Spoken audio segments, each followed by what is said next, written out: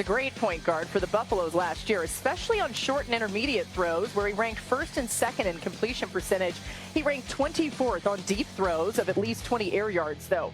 Now, yesterday, Sanders joined the rush with Max Crosby. He had an interesting answer when talking about the best quarterback-wide receiver duos in the league. Chris Olave and Derek Carr. That's a curveball. I was not expecting that, but I like it. Whoever going to be the quarterback for DK Metcalf and George Pickens, whoever that is. For sure. I love that. That's a hell of a duo. Somebody in Malik Neighbors. I don't know who it's going to be. Darius Slayton. I don't know who's the quarterback going to be. Wonder where Shadur came up with those players. You bring in Adam Schefter for more here. Adam, what's the latest you're hearing on landing spots for Shadur? Look, Laura, we've started number 3 with the New York Giants, and while the prevailing wisdom across the league is that most people don't expect the Giants to pick Shadur at 3, that possibility cannot be ruled out. And so we wait to see what the Giants do at 3.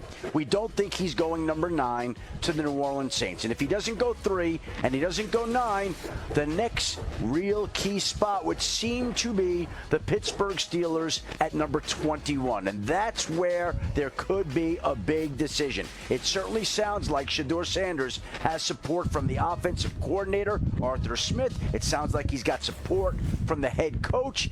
Is he going to have the support from the owner in the end if they decide to make the bold call to draft a quarterback at number 21, despite the fact that he's been Mel Kiper Jr.'s number 1 rated quarterback for quite some time? That's the pick that we're waiting to see. Or is there going to be a team that jumps up there that decides to trade for Shadur? But right now going in, it certainly seems like the 2 or 3 landing spots would be 3 with the Giants, 9 with the Saints, 21 with the Steelers, with the 21 and the Steelers seeming to be the favorite right now.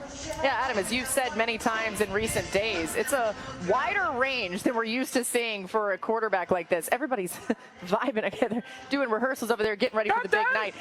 RC, what do you think is the best potential landing spot for Shadur? I think it's the Pittsburgh Steelers. I think going to a place where it is about the organization and not about one person, where it is about winning championships and not flash, and a guy who already understands what it's like to be under this staunch criticism no matter what he does. And we've gotten to the place with Shedeur Sanders that we get with a lot of quarterbacks in today's age of football, where doing the things that makes you good at playing the position you play is no longer valued. It's no longer a value in anticipation. It's no longer a value in professionalism and understanding and being able to place the ball accurately. I believe Shedeur Sanders can do those things, and what better head coach than Mike Tomlin to handle some of the things that could be thought of as distractions with Shedeur Sanders. Okay, so do you think Shadur could be like Tua? Yes. Brock Purdy. Yes. Geno Smith. And that's why you draft him. Dak Prescott. So, like, I think Shadur can play like those guys. Prescott, Geno Smith, Brock Purdy, Tua Tagovailoa, Jared Goff, Baker Mayfield. The only thing that I have in relation to even like New Orleans and Pittsburgh is every one of those guys has got the 3 things that is needed to play that position at a high level when your skill set is the good one. And some of them have had to go other places for it. And so Pittsburgh, you need 3 things: great offensive line, good perimeter players, and then above average scheme and play caller. Pittsburgh doesn't have all 3 of those. I think they got the good perimeter players. I like Arthur Smith's scheme, but their offensive line, that's my thing. And so part of this is, do you believe in the myth that, because I've heard people say this, college quarterbacks that get sacked a lot, they get sacked a lot in the NFL. It's not really true. We've seen Aaron Rodgers got sacked a lot in college. You saw Caleb Williams obviously got sacked a lot in college. And so, like, the myth, Lamar Jackson got sacked a lot in college. Jayden Daniels got sacked a lot in college. So I don't necessarily, now he's higher, he's the highest, but I don't believe that just because you did a lot in college, you got to watch them all. And you got to study them all, figure out why they happen. You got to watch every snap, too. Why the sacks happen. And also, too, you think about what's around him. The first year for C.J. Stroud, he wasn't sacked as often. Last year, he was sacked and pressured the way Patrick Mahomes was pressured in the Super Bowl the entire year. All right. Well, y'all good? Go ahead, Peter. No, I love it. This is heated. Look, we've all been doing this a long time, and this isn't me comparing him to these quarterbacks. We're 24 hours from the draft. I don't have a draft week delta between where this guy could go that I could compare to, other than Johnny Manziel a day before that draft, Tim Tebow before that draft, where some people were like undraftable and others were like, he can go in the top 10. I don't have a team for Shedeur right now. And you guys are talking about Pittsburgh. I think that would be a great fit for Shedeur. And I think 21 is like the perfect spot if he slips. This could be a long night, and this could go into Friday. And that's not because we did this in the media. This is because there are 32 teams, and one of them has to pick him. And if that's the case at 3, awesome. Giants, awesome. If at 9, Saints, great. 21, awesome. But let's not treat him like other prospects. Will Levis went to the second round, and people thought he was going to be a first round. Yeah, but I think there's a chance he goes second round. I think Shedeur is a good fit for Pittsburgh, like overall when it comes to the makeup of their organization. I do not believe he's a good fit schematically there. I believe the other players like a Jackson Dart or Milroe are. If I'm the New Orleans Saints, I'm standing on the table for him. At 9? Go on, I want to hear. Like, I get it. I get the positional value, like where you at in the draft, but we are still talking about a quarterback. And if you draft him at 9 and he turns out to be really good, we're gonna call Mickey Loomis a genius. Sure. If he doesn't pan out to be a great quarterback, we're gonna say, well, the Saints are back in the fold to find another quarterback. I always remind people, this is not the drafts of Sam Bradford. Yeah. The money is not like the money is not going to hinder you, right? Yeah. Look, they took Josh Rosen and Kyler Murray the next year. Exactly. So we've seen that happen. Here's why I say that. I've seen Kellen Moore work with 3 quarterbacks now, and all of them got better, right? Dak got better. Herbert got better, and we just saw what he did with Jalen Hurts and Saquon Barkley. I know the infrastructure is not there. I know they need offensive line help. I just talked about Mickey Loomis taking guys up front. Shedeur at 9 is not an overvalued pick because he's a quarterback. And I just for the life of we sat on this set in Nashville when the Giants took Daniel Jones. No doubt. And we were all like, what the hell are they thinking? Yeah, I don't think we would think that if Shedeur went 9. I really don't. Peter, I understand what you're saying.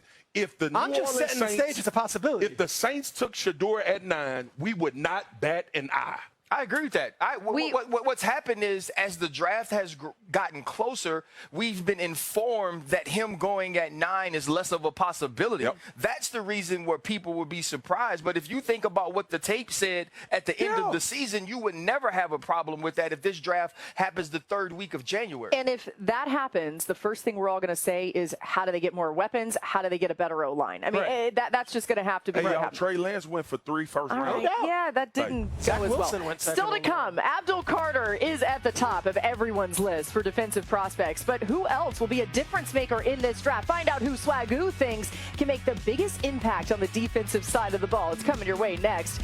Who do you have going number 1? Lock in your draft day picks at ESPN Bet Sportsbook. Right now, new customers can get $100 in bonus bets when you make your first $10 wager. Download the ESPN Bet app and sign up with promo code DRAFT100 to get started today. I have a feeling this conversation is going to continue into the commercial break. It will. And then we'll talk about it on the other side, too. We'll be right back from Green Bay. Yep, sure is.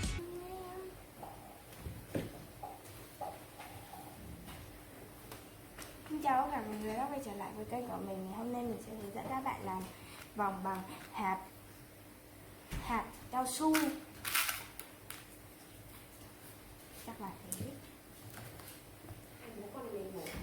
Ngủ. Bố con ngủ dưới, bố ngủ trên.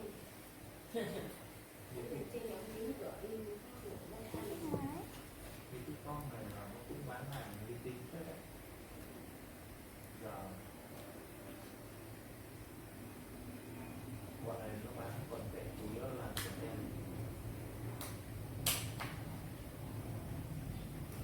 Biết, bố nghe ngủ. Ngủ cái thời gian này như là biết thế này.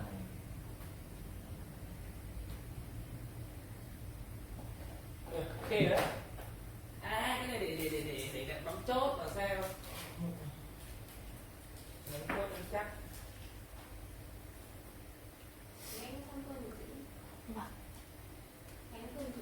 Thành đưa vào nhà chị nha.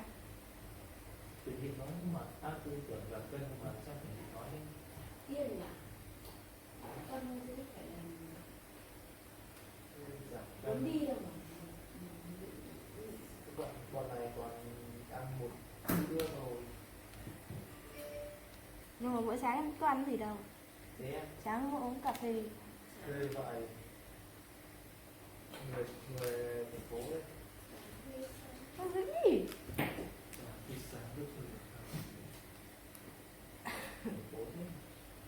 Tự nhiên nhà em nó có thì em dùng. Anh ơi sao hết rồi? Anh có thể lấy cho em chứ? Giảng viên ngày hôm qua cho hết thì ngày hôm qua Anh ngồi đây thì mới bị đi cho đây. Từ nãy giờ về anh xem là văn vở nãy mở văn vở. anh cô đúng không ạ? Anh không uống thì em uống hộ cho lại còn gì nữa. Anh cứ ngồi đây là tí nữa là cho hết thật đấy. Cho thì hôm qua Nhà anh cách đây có mấy bước chân, anh không cần thanh minh.